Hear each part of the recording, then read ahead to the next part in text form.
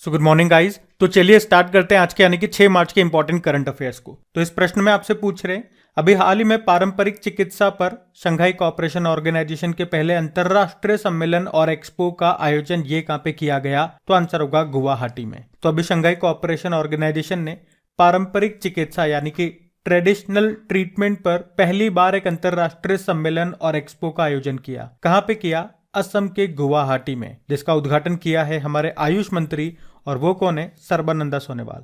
वैसे आपको याद है 2023 में शंघाई कोऑपरेशन ऑर्गेनाइजेशन की अध्यक्षता ये भारत कर रहा है। भारत के पास इस साल G20 की भी अध्यक्षता है और SCO की भी अध्यक्षता है। 2022 में अगर बात करें SCO की अध्यक्षता ये समरकंद में हुई थी। ये कहां पर है? उज्बेकिस्तान में। अच्छा, शंघाई कोऑपरेशन ऑर्गेनाइजेशन की बात करें, इसकी स्थापना होती है सन 2001 में। हेडक्वार्टर मिलेगा बीजिंग चाइना में, और 2017 में भारत और पाकिस्तान इसके मेंबर बने थे। टोटल मेंबर कंट्रीज कितने हैं? 8 हैं। India, China, Pakistan, Russia, Kazakhstan, Kyrgyzstan, Tajikistan और उज्बेकिस्तान। और अभी इसने नया मेंबर कौन सा बन गया? 9th नंबर का ईरान बन गया। और अगर आपसे पूछा जाए कि शंघाई कोऑपरेशन ऑर्गेनाइजेशन की पहली कल्चरल एंड टूरिज्म कैपिटल कौन सी बनी है? वाराणसी आंसर होगा। अच्छा, आपने इसके बारे में अभी और पढ़ा होगा जब हमने पढ़ा था कि अंतरराष्ट्रीय सूरज कुंड मेले का जो इस साल 36वां संस्करण है उसका आयोजन होगा कहाँ पे? हरियाणा के फरीदाबाद में। उसमें थीम स्टेट है हमारे जो नॉर्थ ईस्ट स्टेट्स हैं, उत्तर पूर्वी राज्य हैं वो, और इसमें पार्टनर कंट्री कौन है? शंघाई कोऑपरेशन ऑर्गेनाइजेशन के जो सदस्य देश हैं वो। और शंघाई कोऑपरेशन ऑर्गेनाइजेशन के महासचिव कौन बने? झांग मिंग बने थे, पिछले साल ही बने थे। और असम के गुवाहाटी में हुआ ना ये, तो ये रहा मैप में असम। कैपिटल इसकी दिसपुर है। यहाँ के मुख्यमंत्री हैं हेमंत बिस्वा शर्मा, और गवर्नर अभी नए बन गए गुलाब चंद कटारिया। और देखो, असम में आपको कामाख्या देवी का मंदिर मिलेगा जहाँ पे अंबुबाची का मेला लगता है। यहीं पे वांचुआ महोत्सव भी मनाया जाता है। और अभी हमने पढ़ा था पूर्वोत्तर का पहला कंप्रेस्ड बायोगैस प्लांट बनेगा असम में ही। असम में जो कामरूप जिला है उसके सोनपुर में। और अभी आयुष मंत्रालय ने अपना पहला चिंतन शिविर का आयोजन ये भी असम में किया था। अभी गुवाहाटी हाईकोर्ट के नए चीफ जस्टिस बन गए, संदीप मेहता नाम है। चलो ये बताओ, अभी 2022-23 के लिए किसे मिलेगा असम का सर्वोच्च नागरिक सम्मान जिसको बोलते हैं असम वैभव? तो आंसर होगा डॉक्टर तपन सेकिया को। और IIT गुवाहाटी में ही परम कामरूप सुपर कंप्यूटर को भी स्थापित किया गया था। असम का ही पुराना नाम है कामरूप। और जो गंगा विलास क्रूज है वो कहां से कहां चल रहा है? वाराणसी से डिब्रूगढ़ के बीच में। वाराणसी से शुरू हुआ, डिब्रूगढ़ तक जाएगा। टोटल कितनी लंबाई कवर करेगा? 3200 किलोमीटर। तो ये याद रखना, सारे पॉइंट्स बढ़ते हैं आगे। चलिए फिर बताइए, हाल ही में भारतीय पुरातत्व सर्वेक्षण के द्वारा 1300 वर्ष पुराना बौद्ध स्तूप ये कहां पे खोजा गया? तो आंसर होगा उड़ीसा में। तो अभी आर्कियोलॉजिकल सर्वे ऑफ इंडिया ने उड़ीसा के जाजपुर जिले में जो खोंडा लाइट खनन स्थल है वहां पर 1300 वर्ष पुराने बौद्ध स्तूप की खोज की है। अच्छा, ये खोंडा लाइट ये वही स्थान है जहां से 12वीं शताब्दी में जगन्नाथपुरी मंदिर में जो पत्थर यूज हुए हैं वो यहीं से लाए गए थे। आर्कियोलॉजिकल सर्वे ऑफ इंडिया की बात करें, स्थापना होती है 1861 में। इसके कई बार जनक या संस्थापक पूछे जाते हैं तो उनका नाम याद रखना, अलेक्जेंडर कनिंगम है। और इसके हेड हैं वर्तमान में वी विद्यावती हैं। हेडक्वार्टर मिलेगा आपको कोलकाता में। अच्छा, उड़ीसा से याद रखना कोणार्क सूर्य मंदिर, जिसे ब्लैक पैगोडा भी कहा जाता है, ये आपको उड़ीसा में मिलेगा। 10 रुपए का जो आपका करेंसी नोट है उस पर इसी का चित्र अंकित है, आप देख सकते हो। इसका निर्माण किसने करवाया था? गंगवंश के शासक थे नरसिंह देव फर्स्ट, उन्होंने करवाया था। और आप जानते हो एशिया की सबसे बड़ी खारे पानी की लगून झील चिल्का लेक है, ये आपको उड़ीसा में मिलेगी। और याद रखना, भारत की पहली रामसर साइट यही है, चिल्का लेक। 1981 में दर्जा मिला था। इसी में नलबाना पक्षी अभ्यारण्य भी आपको मिलेगा। अभी आपको याद है मेंस हॉकी वर्ल्ड कप ये उड़ीसा में ही हुए थे, जो इसका 15वां संस्करण था। याद रखना, उसमें फर्स्ट नंबर पे था जर्मनी, सेकंड पे बेल्जियम था और तीसरे पे नीदरलैंड रहा था। और अभी 2022 में देश के नंबर 1 पुलिस थाने का पुरस्कार मिला है उड़ीसा के अस्कात थाने को, जो आपको मिलेगा उड़ीसा के गंजम जिले में। गंजम जिला ये वही है जिसे अभी बाल विवाह मुक्त जिला घोषित किया गया था। और उड़ीसा में आपको 2 नेशनल पार्क याद रखने, भितरकनिका नेशनल पार्क और Simlipal national park. Hirakud dam भी आपको यहीं पे मिलेगा जो कि महानदी पर है, सबसे लंबा डैम है ये। और इंद्रावती बांध ये इंद्रावती नदी पर है। अब्दुल कलाम द्वीप भी आपको यहीं पे मिलेगा, जिसके पहले नाम क्या था? व्हीलर द्वीप हुआ करता था। तो ध्यान रखना, ये पॉइंट्स बढ़ते आगे। चलिए फिर बताइए, मुंबई का प्रसिद्ध वड़ा पाव दुनिया के सर्वश्रेष्ठ सैंडविच की सूची में कौन से स्थान पर है? तो आंसर होगा 13वें स्थान पे। तो याद रखना, मुंबई का प्रसिद्ध स्ट्रीट फूड वड़ा पाव ये दुनिया के टॉप 50 सर्वश्रेष्ठ रेटेड सैंडविच की सूची में 13वें स्थान पर है। इस लिस्ट को टेस्ट एटलस ने जारी किया है। ये एक क्रोएशियाई based food travel guide website है और इसमें पहले नंबर पर रहा है तुर्की का मकबरा सैंडविच, दूसरे स्थान पर रहा है पेरू का बूटीफारा सैंडविच और तीसरे स्थान पर रहा है अर्जेंटीना का डी लोमो सैंडविच और भारत का वड़ा पाव 13वें स्थान पर रहा है। अच्छा, इसी तरह से याद रखना, अभी वर्ल्ड हैप्पीनेस इंडेक्स आया था, उसमें भारत 136 नंबर पे था और टॉप पे फिनलैंड था। और अभी स्विस एयर ट्रैकिंग इंडेक्स के अनुसार दुनिया का सबसे प्रदूषित शहर बताया पाकिस्तान के लाहौर को, मुंबई दूसरे स्थान पे था। और बताओ भी फॉर्च्यून पत्रिका की दुनिया की सबसे प्रशंसित कंपनियों की सूची में किस भारतीय कंपनी को शामिल किया गया? टीसीएस को। टॉप पे एप्पल है। और अभी ग्लोबल फायर पावर इंडेक्स 2023 में भारत चौथे स्थान पे था, टॉप पे अमेरिका था। तो ध्यान रखना, ये पॉइंट्स बढ़ते आगे।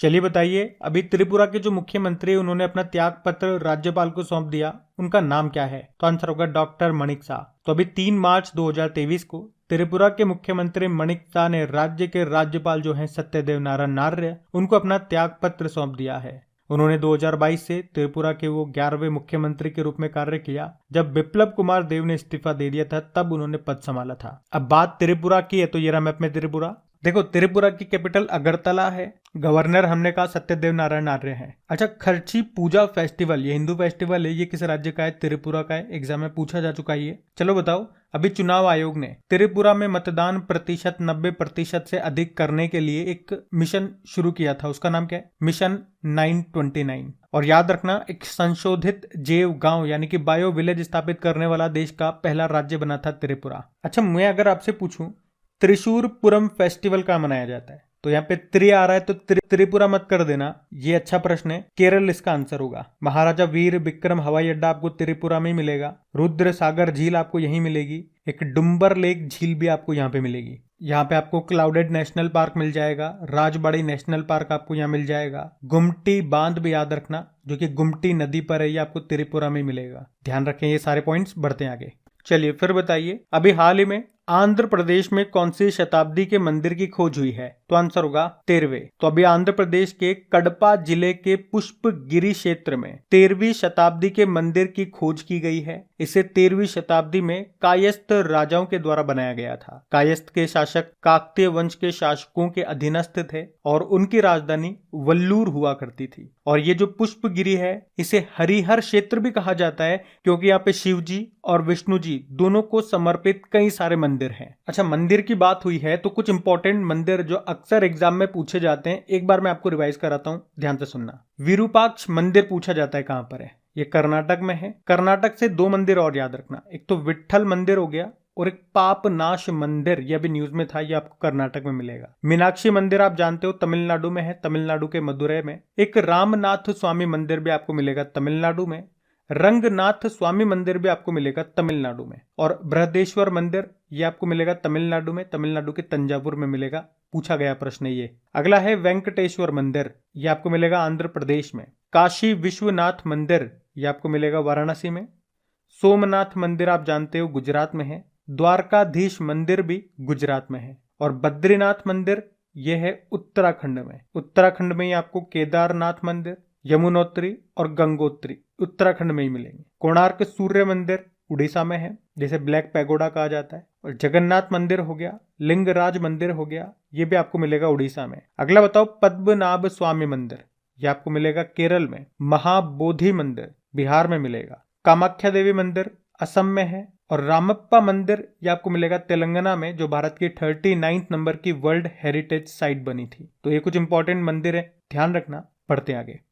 चलिए फिर बताइए, हाल ही में किस राज्य ने अपना पहला मदर मिल्क बैंक स्थापित करने की घोषणा की? तो आंसर होगा उत्तराखंड। तो उत्तराखंड राज्य में पहला मदर मिल्क बैंक स्थापित होगा, जहां स्तनपान कराने वाली महिलाएं बैंक को दूध दान कर सकेंगी, जिससे उन नवजात शिशुओं को दूध उपलब्ध कराया जाएगा जिनकी माता की प्रसव के दौरान मृत्यु हो जाती है। अगर मैं आपसे पूछूं एशिया का पहला ह्यूमन मिल्क बैंक ये कहां पर है? मुंबई में आपको मिलेगा। अब बात उत्तराखंड की है तो ये रहा मैप में उत्तराखंड। देखो इसकी दो कैपिटल आपको मिलेगी, जो विंटर कैपिटल देहरादून है, समर कैपिटल जो ग्रीष्मकालीन राजधानी है वो गैरसैंण है। मुख्यमंत्री कौन है? पुष्कर सिंह धामी है और गवर्नर कौन है? गुरमीत सिंह है। अभी हमने पढ़ा था डस्टलिक एक्सरसाइज भारत और उज्बेकिस्तान के बीच में हुआ उत्तराखंड के पिथौरागढ़ में। और याद रखना देश की पहली हरित ऊर्जा आधारित सौर पैनल निर्माण फैक्ट्री ये कहां पे बनेगी? उत्तराखंड में।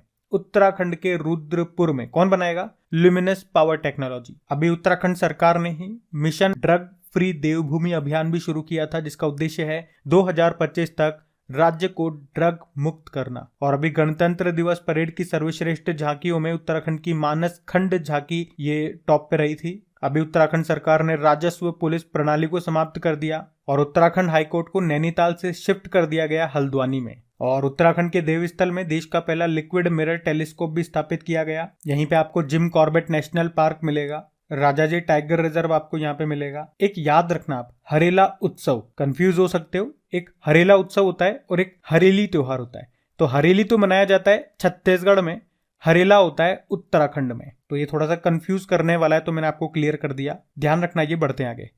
फिर बताइए, हाल ही में केंद्रीय मंत्री जो है अनुराग ठाकुर, इन्होंने कहां से युवा उत्सव इंडिया @2047 का शुभारंभ किया? तो आंसर होगा रोपड़। तो अभी युवा मामले, खेल और सूचना और प्रसारण मंत्री हैं अनुराग ठाकुर। अभी इन्होंने पंजाब के रोपड़ से युवा उत्सव इंडिया @2047 का शुभारंभ किया है। तो युवा मामले और खेल मंत्रालय अपने प्रमुख युवा संगठन नेहरू युवा केंद्र संगठन के माध्यम से देश भर के सभी जिलों में युवा उत्सव भारत @2047 कार्यक्रम का आयोजन कर रहा है, जिसकी शुरुआत कहां से की गई? पंजाब के रोपड़ से। उन्होंने कार्यक्रम के दौरान युवा उत्सव का डैशबोर्ड भी लॉन्च किया। और युवा से 2-3 पॉइंट याद रखना। एक तो राष्ट्रीय युवा दिवस ये 12 जनवरी को मनाते हैं, स्वामी विवेकानंद जी के जन्मदिन को। अंतरराष्ट्रीय युवा दिवस मनाया जाता है 12 अगस्त को। और अभी हमने पढ़ा था कि राष्ट्रीय युवा संसद महोत्सव का 4था संस्करण का आयोजन कहां पे किया गया? नई दिल्ली में किया गया। तो याद रहेगा ये पॉइंट। बढ़ते आगे। चलिए फिर बताइए, अभी हाल ही में ऐश्वर्या बाबू पर डोपिंग को लेकर के 4 साल का प्रतिबंध लगा दिया गया। बताओ उनका संबंध किस खेल से है? आंसर होगा ट्रिपल जंप से। तो भारत की राष्ट्रीय रिकॉर्ड धारक ट्रिपल जंपर हैं ऐश्वर्या बाबू, जिन पर नाडा ने डोपिंग को लेकर के 4 साल का बैन लगा दिया। डोपिंग मतलब इन्होंने जो प्रतिबंधित दवाइयां होती है, जो प्रतिबंधित पदार्थ होते हैं, उनका सेवन कर लिया था। नाडा की बात करें, इसकी फुल फॉर्म होती है नेशनल एंटी डोपिंग एजेंसी, जिसका उद्देश्य है भारत में डोपिंग संबंधी जांच करना। स्थापना होती है इसकी यहाँ पे 2005 में। और विश्व स्तर पे होती है वाडा, वर्ल्ड एंटी डोपिंग एजेंसी, जिसकी स्थापना होती है 1999 में। और उसका हेडक्वार्टर मिलेगा मॉन्ट्रियल कनाडा में। आपको बता दूं, अभी कुछ समय पहले दीपा कर्माकर पर भी डोपिंग को लेकर के बैन लगाया गया था। उनका संबंध किस खेल से है? वे एक जिम्नास्टिक हैं, ध्यान रखना। क्योंकि इस तरह के प्रश्न अगर न्यूज में है ना, तो आपसे ये नहीं पूछेंगे कितने साल के लिए लगा दिया। आपसे अगर यहां से प्रश्न पूछना होगा, एग्जामिनर को आप चेक करना होगा उसे कि आप कितना करंट अफेयर्स पढ़ रहे हैं, तो इनका नाम पूछेगा। इनका नाम दे दिया आपको, जैसे कि ऐश्वर्या बाबू का संबंध किस खेल से है। अब आप कहोगे कि इन्होंने तो अभी कोई मेडल भी नहीं जीता, अभी कोई ऐसा इवेंट हुआ भी नहीं, तो इवेंट यही वाला है, यहीं से नाम पूछा गया है। ऐसे बनते हैं प्रश्न, ध्यान रखना। ये बढ़ते हैं आगे। फिर बताइए, अभी हाल ही में भारत के स्वास्थ्य मंत्रालय को कौन सा पुरस्कार मिला है? तो आंसर होगा पोर्टर पुरस्कार। तो केंद्रीय स्वास्थ्य मंत्रालय को कोविड-19 संकट से सफलतापूर्वक मुकाबला करने के लिए पोर्टर पुरस्कार 2023 से सम्मानित किया गया। और हमारे स्वास्थ्य मंत्री आप जानते हो मनसुख मांडविया हैं, और स्वास्थ्य मंत्रालय के सचिव कौन है? राजेश भूषण हैं। इस पोर्टर पुरस्कार का नाम अमेरिकी नागरिक माइकल ई पोर्टर के नाम पर रखा गया, जो एक अर्थशास्त्री थे, शोधकर्ता थे, लेखक थे, सलाहकार और एक शिक्षक भी थे। तो याद रखना है, सिंपल सा 1 लाइन में, भारत के स्वास्थ्य मंत्रालय को अभी पोर्टर पुरस्कार मिला है। बढ़ते हैं आगे। चलिए फिर बताइए, क्वाड विदेश मंत्रियों की बैठक की मेजबानी अभी किस देश के द्वारा की गई? तो आंसर होगा भारत। अच्छा, क्वाड में कौन कौन से देश आते हैं? 4 देश आते हैं, भारत, अमेरिका, ऑस्ट्रेलिया और जापान। तो अभी इनके विदेश मंत्रियों की बैठक ये भारत के नई दिल्ली में हुई है, जिसकी अध्यक्षता की है हमारे विदेश मंत्री सुब्रमण्यम जयशंकर ने। तो इस बैठक में इंडो पैसिफिक पर चर्चा की गई और आतंकवाद का मुकाबला कैसे किया जा सके, इन मुद्दों पर चर्चा की गई। और क्वाड देशों के द्वारा कौन सा मिलिट्री एक्सरसाइज किया जाता है? मालाबार एक्सरसाइज। ये 2023 में होगा ऑस्ट्रेलिया में, 2022 में ये जापान में हुआ था, ये जरूर याद रखना। अब हम कल के करंट अफेयर्स का क्विक रिवीजन करेंगे। तो कल आपसे पूछा था 2022 में नोबेल शांति पुरस्कार विजेता एलएस बालियात्स्की को 10 साल की सजा सुनाई गई है। वे किस देश के? बेलारूस के। चलिए फिर बताइए, भारत ने दुनिया का पहला बांस बैरियर ये कहाँ पे स्थापित किया? विदर्भ में, ये आपको महाराष्ट्र में मिलेगा। अगला प्रश्न है, अभी एमएसएमई के उद्योग मेले और प्रदर्शनी का आयोजन कहाँ किया गया? कोटा में। अगला प्रश्न है, भारतीय पुरुष हॉकी टीम के कोच कौन बन गए? क्रेग फुलटन बन गए, ये साउथ अफ्रीका से हैं। अगला प्रश्न है, मध्य प्रदेश का 53वां जिला कौन सा बनेगा? मऊगंज बनेगा। और अगला प्रश्न है, राष्ट्रीय सुरक्षा दिवस कब मनाया गया? 4 मार्च को। अगला प्रश्न है, जल शक्ति अभियान कैच द रेन 2023 की थीम क्या है? Source sustainability for drinking water. अगला प्रश्न है, पहली बार महिला प्रीमियर लीग ये किस स्थान पर शुरू हुई है? तो आंसर होगा नवी मुंबई। और अगला प्रश्न है, मार्च 2023 में राष्ट्रीय युवा संसद महोत्सव का चौथा संस्करण का आयोजन कहाँ किया गया? नई दिल्ली में। फिर बताओ, विश्व मोटापा दिवस कब मनाया गया? 4 मार्च को मनाया गया। अब हम क्या करेंगे, अभी 2022 के टॉप 10 इंपॉर्टेंट करंट अफेयर्स का क्विक रिवीजन करेंगे। तो इसमें पूछ रहे हैं, table tennis federation of India की पहली बार महिला अध्यक्ष कौन बनी? मेघना अहलावत। फिर आपसे पूछ रहे हैं, अभी किस भारतीय मूल के व्यक्ति को ऑस्ट्रेलिया में 2022 का प्रधानमंत्री पुरस्कार मिला? वीना नायर को। अगला प्रश्न पूछ रहे हैं, दिल्ली नगर निगम में पहली ट्रांसजेंडर सदस्य कौन चुनी गई? बॉबी किन्नर। अगला प्रश्न पूछ रहे हैं, अभी किस भारतीय मूल के व्यक्ति को अमेरिकी राष्ट्रपति लाइफ टाइम अचीवमेंट पुरस्कार से सम्मानित किया गया? कृष्णा वविलाला को। अगला प्रश्न पूछ रहे हैं, अभी अंतर्राष्ट्रीय पैकमैक एशिया सम्मेलन 2022 का आयोजन किस शहर में हुआ? मुंबई में। फिर अगला प्रश्न पूछ रहे हैं, अभी दिसंबर 2022 में यूनिवर्सल हेल्थ कवरेज डे 2022 समारोह का आयोजन ये किस शहर में किया गया? वाराणसी में। फिर अगला प्रश्न आपसे पूछ रहे हैं, अभी भारत ने किस देश के साथ 6 दिसंबर को मैत्री दिवस मनाया? बांग्लादेश। फिर आपसे पूछ रहे, फेडरल रिजर्व बैंक का पहला उपाध्यक्ष किसे बनाया गया? सुष्मिता शुक्ला को। अगला प्रश्न है, अंतर्राष्ट्रीय भ्रष्टाचार विरोधी दिवस 2022 कब मनाया गया? 9 दिसंबर को। और अगला प्रश्न है कि अभी हाल ही में किसे S&P plates global CEO of the year award से किसे सम्मानित किया गया? गुरदीप सिंह को। ये NTPC के CMD हैं, याद रखना। अब होगा आपका असली टेस्ट, जिसमें आपको याद है अभी हाल ही में हुए एग्जाम्स में जो स्टैटिक और साइंस के प्रश्न आए वो आपके सामने आएंगे। 5 स्टैटिक और 5 साइंस के प्रश्न, उत्तर देने की कोशिश करना। चलो शुरू करते हैं। इस प्रश्न में आपसे पूछ रहे हैं, मयूरभंज छऊ ये किस राज्य का लोक नृत्य है? तो आंसर होगा उड़ीसा का ये। अगला प्रश्न है, किस अंग्रेजी शब्द से भांगड़ा नृत्य के संदर्भ में भांगड़ा नाम लिया गया? तो आंसर होगा इसका हेम्प। शायद ये प्रश्न आपने भी पहली बार सुना है, लेकिन प्रश्न पूछा गया है एग्जाम में, 2022 के एग्जाम में पूछा गया है SSC CGL में। और भांगड़ा ये पंजाब का लोक नृत्य है। अगला प्रश्न है, जयप्रकाश नारायण को कौन सी उपाधि दी गई है? लोक नायक इनको कहा जाता है। ये जनता के बीच बहुत लोकप्रिय नेता थे, इसलिए इनको लोक नायक उपाधि दी गई। और याद रखना, उनके सामाजिक कार्यों के लिए 1999 में उनकी मृत्यु के बाद मरणोपरांत भारत रत्न, भारत का सर्वोच्च नागरिक सम्मान उनको मिला। अगला प्रश्न है, किसे आंध्र केसरी के नाम से जाना जाता है? अच्छा प्रश्न है, देखो। तो आंसर होगा टी प्रकाशम। पूरा नाम है इनका तंगूरी प्रकाशम पंतुलू। ये मद्रास प्रेसिडेंसी के मुख्यमंत्री थे। बाद में जब भाषाई आधार पर आपका जो पहला राज्य बना आंध्र प्रदेश, तो उसके पहले मुख्यमंत्री भी बने थे। आंध्र केसरी के नाम से इनको जाना जाता है। प्रश्न इंपॉर्टेंट है, ध्यान रखना। अगला प्रश्न है, बौचे एक पारंपरिक दूल्हे की तलवार है, ये आदिवासी समारोह पे पहनी जाती है, कहाँ पे? तो आंसर होगा अरुणाचल प्रदेश में। ये आपके स्टैटिक प्रश्न थे, सारे एग्जाम के क्वेश्चन हम लोग कर रहे हैं, तो इंपॉर्टेंट है, एक एक क्वेश्चन ध्यान रखना। बाकी मैं आपको कई बार बता चुका हूं कि इनकी क्विज भी बना दी जाती है आपकी करेक्ट एग्जाम एप्लीकेशन पे, तो वहां जाकर के भी इनकी आप प्रैक्टिस जरूर करना। अब साइंस के प्रश्न हम देखते हैं। तो इसमें पहला प्रश्न है, पाचन तंत्र का कौन सा भाग यकृत और अग्नाशय से स्राव प्राप्त करता है? तो आंसर होगा छोटी आंत, स्मॉल इंटेस्टाइन। अगला प्रश्न है, विषाणुओं के अध्ययन को क्या कहते हैं? Study of viruses. तो वायरस से बन जाएगा वायरोलॉजी। बाकी और भी यहाँ पे मैंने लिस्ट लगा दी, देख लेना। अगला प्रश्न है कि कोलेजन ये एक प्रकार का क्या है? प्रोटीन है। कोलेजन एक प्रकार का प्रोटीन है। अगला प्रश्न है, कौन सा रक्त समूह सर्वग्राही है, यूनिवर्सल एक्सेप्टर है, रेसिपिएंट है? तो आंसर होगा AB पॉजिटिव। मतलब अगर कोई व्यक्ति AB पॉजिटिव उसका ब्लड ग्रुप है तो वो हर किसी से ब्लड प्राप्त कर सकता है, सर्वग्राही है। अगला प्रश्न है टीबी के टीके की खोज किसने की थी? तो कैलमेट और ग्वेरिन ने की थी, आप सभी जानते हो। और आप जानते हो टीबी का जो टीका है उसको क्या कहते हैं? बीसीजी का टीका कहते हैं ना। और कई बार एग्जाम में बीसीजी का ये प्रश्न भी आता है, बीसीजी का टीका हम पढ़ चुके हैं, इसी सीरीज में हमने पढ़ा है। और बीसीजी की फुल फॉर्म भी इनके आविष्कारकों के नाम पे रखा गया है। देखो, बैसिलस कैलमेट ग्वेरिन। तो बीसीजी का नाम याद हो आपको या इसके आविष्कारकों का नाम याद हो, मतलब एक चीज याद हो तो दूसरा प्रश्न ऑटोमेटिक सॉल्व हो जाएगा। जैसे बीसीजी की फुल फॉर्म याद है तो आविष्कारकों का नाम, जैसे इस प्रश्न में पूछा आपसे, एसएससी एमटीएस के एग्जाम में पूछा 2021 में, तो आराम से आप उत्तर कर दोगे। और आविष्कारकों का नाम याद है तो बीसीजी की फुल फॉर्म पूछ ले, वो आंसर कर दोगे। ऐसा है। तो ये लीजिए, टॉप 5 साइंस के प्रश्न भी हम लोगों ने कर लिए। बताना कितना स्कोर किया आपने। और सेशन अभी तक आपने लाइक नहीं किया तो लाइक जरूर करना और अपने दोस्तों के साथ में शेयर जरूर करना। अब होमवर्क प्रश्न देखते हैं और सेशन को एंड करते हैं।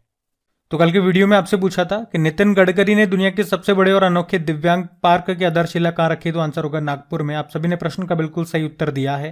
और बाकी 5 मार्च के डेली करंट अफेयर्स क्विज के रिजल्ट भी हमारे पास आ चुके हैं। इसमें अगर टॉप 5 स्टूडेंट्स की बात करें तो टॉप किया है सोनू आनंद ने, कॉन्ग्रेचुलेशन सोनू।